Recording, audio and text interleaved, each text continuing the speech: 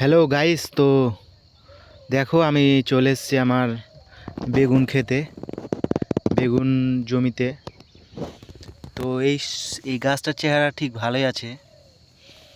গাছের গোড়াতে ডিএপি সার দেওয়া হয়েছে, বারবারন তো ভালোই লাগছে দেখে।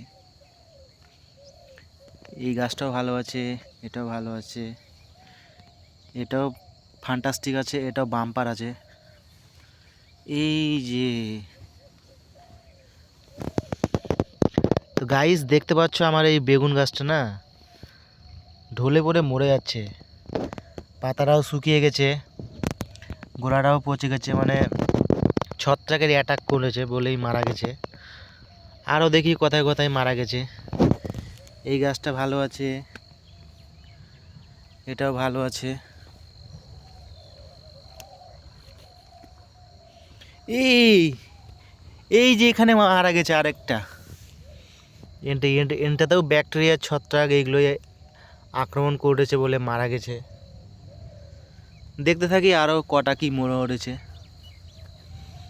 এটাও ভালো আছে, এটাও ভালো আছে, এটাও ভালো আছে, এখানেও মারা গেছে। তো এটার মরার কারণটা যে কি সেটা নিয়ে আজকে ডিসকাস করব। আসলে আমরা জমির মাটি শোধন করি না বলে এই দশা। এখানেও মারা গেছে, ওই ধরো যে 2% আমার মারা গেছে। তো গাইস, এটার জন্য আমাদের মাটি শোধন যদি আমরা করতাম তাহলে এটা হয়তো হতো না। তো প্রথমে আমাদের কি করতে হবে যাতে এই সমস্যাটা না আসে। তাহলে প্রথমে আপনারা কী করেন, মাটিতে বেগুন চাষ করার সময় মানে বেগুন চাষের 1 মাস আগে পরিচর্যা করতে হবে, মাটি তৈরি করতে হবে, ঠিক আছে? তো আপনারা, যদি আমি শতাংশ বলি 33 শতক, মানে 1 বিঘা জমিতে আপনারা 30 থেকে 35 কেজি চুন, যেটা হচ্ছে ডলোমাইট চুন পাউডার হিসেবে পাওয়া যায়, সেটা আপনারা ছিটিয়ে দেবেন। জমি চাষ করার আগে ছিটিয়ে দেবেন, ঠিক আছে? ওই 35 কেজি চুন ছিটিয়ে দেবেন। তারপর সেই জমিটা চাষ করবেন। তার সঙ্গে আর একটা পাউডার পাওয়া যায়, সেটার নাম হচ্ছে ট্রাইকোডার্মা ভিরিডি। এটা যদি আপনারা দেন তাহলে মানে গাছে সমস্ত ছত্রাক ব্যাকটেরিয়া আক্রমণ হবে না। ট্রাইকোডার্মা ভিরিডি হচ্ছে একটা উপকারী জৈব ছত্রাক, যে ছত্রাকগুলো মাটিতে মানে যারা রোগ জীবাণু বহন করা ব্যাকটেরিয়া ভাইরাস ছত্রাকগুলোকে খেয়ে নেয় বলে এই ট্রাইকোডার্মা খুব ভালো। এই ট্রাইকোডার্মার মানে ব্যবহার খুব খুব ভালো, খুব ভালো। এই ট্রাইকোডার্মা মানে বীজ শোধনের ক্ষেত্রেও ব্যবহার করা হয়।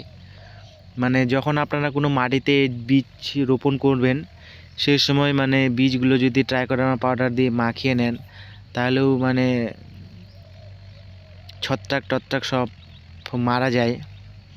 তো এই ট্রাইকোডার্মা ভিরিডি বিঘা প্রতি 3 কেজি ব্যবহার করবেন। 3 কেজি ওই 1 বিঘা জমিতে ছিটিয়ে দিবেন। আর এই একটা মানে সতর্কীকরণ কি হচ্ছে, ট্রাইকোডার্মা ভিরিডি মানে সারের সঙ্গে মিক্সচার করে দেবেন না। কারণ সারের সঙ্গে যদি আপনারা ট্রাইকোডার্মা ভিরিডি দেন তাহলে এই যে ট্রাইকোডার্মার মধ্যে যে লক্ষ লক্ষ উপকারী ছত্রাকগুলো আছে না, সেগুলো মারা যাবে। তাই আপনারা এই ট্রাইকোডার্মা ভিরিডি সার দেওয়ার মিনিমাম 1 সপ্তাহ আগে জমিতে প্রয়োগ করবেন। তারপর 7 থেকে 10 দিন পর আপনারা রাসায়নিক সার ছিটাবেন জমিতে, তাহলে খুব ভালো ফল পাবেন। তো এই গেল ট্রাইকোডার্মা ভিরিডি বিঘা প্রতি 3 কেজি। আর হচ্ছে যেটা বললাম ডলোমাইট চুন, ডলোমাইট চুনটা আপনারা বিঘা প্রতি 35 কেজি ব্যবহার করবেন। ছিটিয়ে দেবেন গোটা জমিটা, সারের মতো ছিটিয়ে দেবেন, পাউডার তো। তো এই ডলোমাইট চুনটার মধ্যে ক্যালসিয়াম ম্যাগনেসিয়ামের অভাবটাও পূরণ হবে। তারপর আপনাদের জমিগুলো তো বছরের পর বছর যে রাসায়নিক সার ব্যবহার করছেন না, সেটা মানে তাতে জমির অম্লতা বৃদ্ধি পাচ্ছে।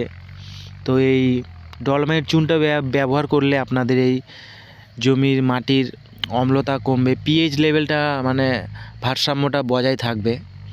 তো এই ডলোমাইট চুনটা আপনারা ব্যবহার করবেন। ডলোমাইট চুন আর ট্রাইকোডার্মা ভিরিডি এই দুটো মাটি তৈরির সময় ব্যবহার করবেন, তাহলে আপনাদের এই সমস্ত এই ঢলে পড়া রোগের হাত থেকে আপনারা রেহাই পাবেন। তো আজকের ভিডিওটা এই পর্যন্তই, যে জমিতে ডলোমাইট চুন আর ট্রাইকোডার্মা ভিরিডি ব্যবহার করলে কী উপকার পাওয়া যায় সেটা নিয়েই আলোচনা করলাম। তো এটা আপনারা করবেন যত সম্ভব। সবাই করতে চায় না, কিন্তু আপনারা একটু মানে ধৈর্য সহকারে এটা একটু করবেন, তাহলে আপনাদের জমির মাটিও ভালো থাকবে আর ফসলও খুব ভালো হবে। আমার বেগুন গাছ কিন্তু মারা যায়নি, সবগুলোই বলতে গেলে বেঁচে আছে, ওই একটা দুটো মারা গেছে।